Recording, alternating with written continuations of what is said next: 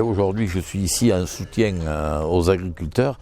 Par la venue du ministre, je me suis senti obligé, et plus qu'obligé, d'accompagner le ministre et de voir un peu ce qu'il disait de la situation agricole dans le département, parce que ça me concerne quand même un peu, malgré que je n'ai pas trop de moyens pour pouvoir les aider. J'aime bien savoir quand même comment ça se passe dans leur ferme.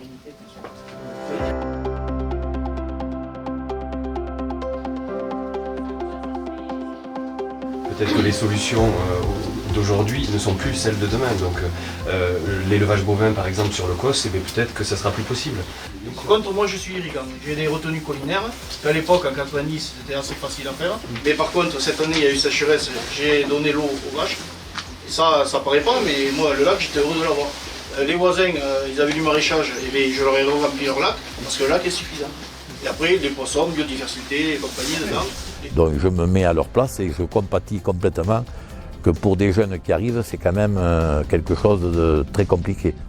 Et finalement, à plaindre, tous les agriculteurs sont un peu dérangés, mais ceux qui font de l'élevage sont certainement les plus à plaindre parce que les bêtes, ça mange, ça boit, et là il n'y a pas de souci, il faut trouver de quoi leur donner, sinon il faut faire comme ils sont en train de faire, il faut les vendre, et ça c'est quand même très désagréable d'être obligé de vendre les bêtes pour pouvoir acheter de la nourriture pour celles qui restent.